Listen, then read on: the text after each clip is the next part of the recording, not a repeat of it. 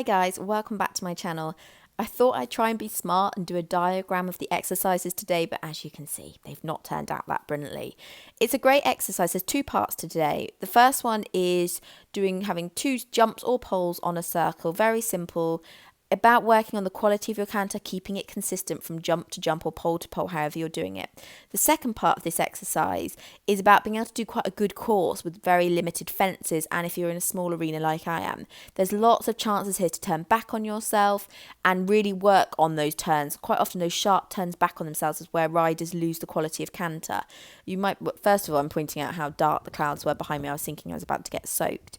But as you can see, the square in the middle is just one stride.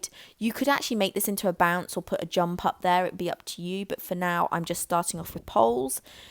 Sadly, poor Corporal is really struggling with his coat at the moment. It's in really bad nick. However, I would say that the TRM nutrition oil he is on has helped with his dry skin. So I'm hoping we might be able to get out this vicious cycle he's in at the moment. But it's because spring's coming towards us. And yeah, he's just annihilating his coat. It's really sad to see. But he's very happy. So at least that's something.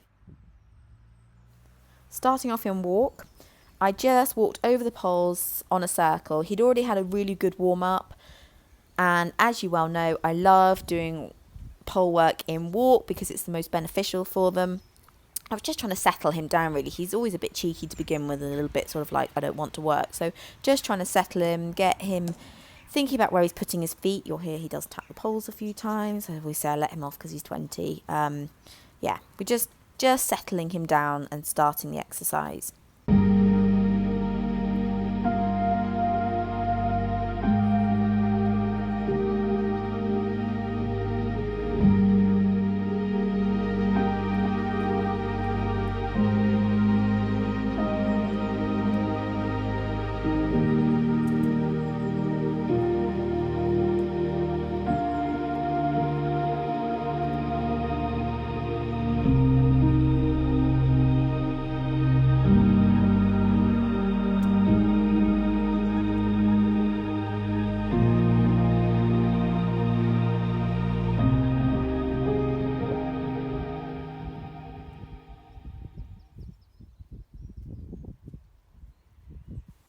We then progressed to trotting and started with just poles on the circle. And I was just really looking to find a nice balance. To begin with, he was a bit hit and miss over the poles. He just needed to settle. This was also, I had to have my poles quite tight because of the size of my arena. And so it did mean it was probably no bigger than a 15-metre circle. But this was a good opportunity to make sure that I was really using my outside leg so he didn't drift, making sure I hit the centre of the pole each time. I'm really just settling him down, getting him listening.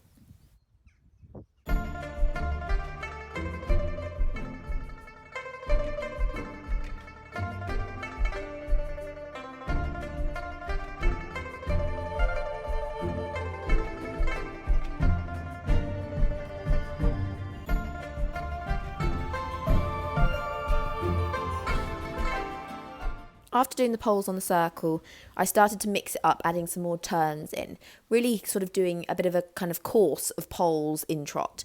Now making sure that he stays settled around my inside leg as I turn in trot, keeping the balance, keeping the same rhythm. We then moved on to canter, and I went back to doing the poles on the circle again. Same reason, I wanted to try and find a good balance in his canter, make sure that I had enough impulsion but I wasn't losing the outside shoulder on the turns. And also making sure that he was soft around my inside leg. So obviously doing it both reins. He was a little bit tighter on this left rein. But it was a really good exercise to try and find that perfect rhythm.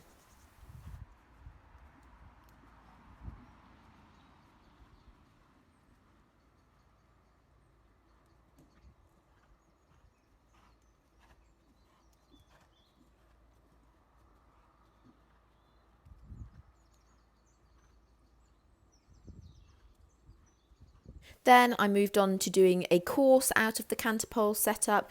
This was a good opportunity to work on my turns. I think for any rider, constantly turning back on yourself when jumping in canter can be really difficult. It can be the easiest place to lose the rhythm and the balance. So this is why this exercise is so useful, because you can work on making sure the quality of canter stays the same. And also when you've got long gaps like I had here, making sure you don't lose their attention, making sure that they stay focused and that you stay focused.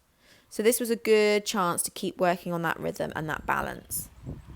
Also, again, working on making sure they come out on the correct canter lead.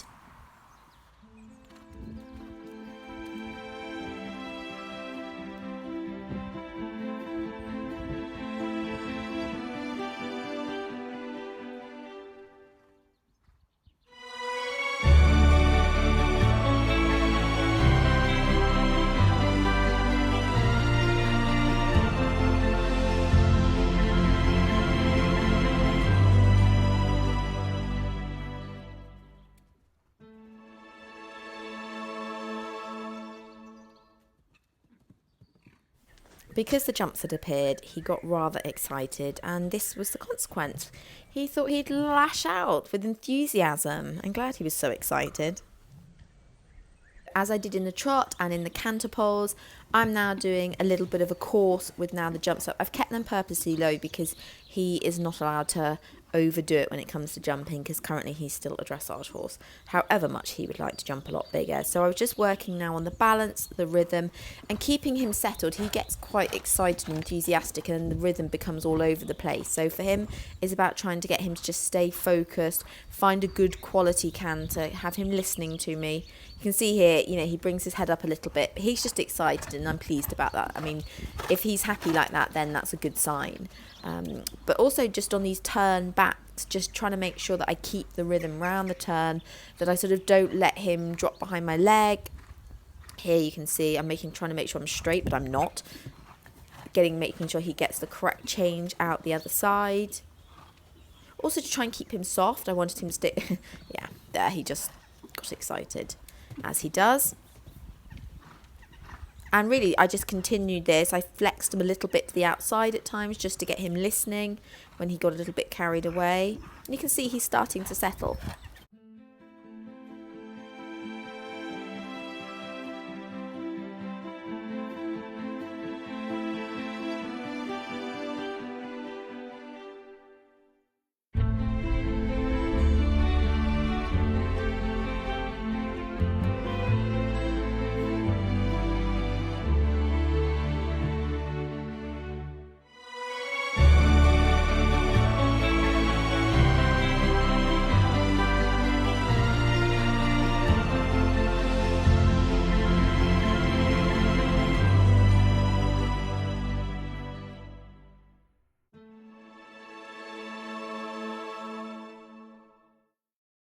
Towards the end of this exercise, you could really start to see him come much more over his back. He was becoming much more supple, staying in a much better quality canter. He was listening, the turns were good.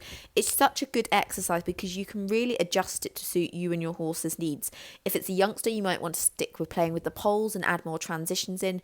If you have a show jumper who's jumping bigger heights, you might want to put the fences up. Either way, it's going to help you work on the turns, the balance, the rhythm, the whole lot.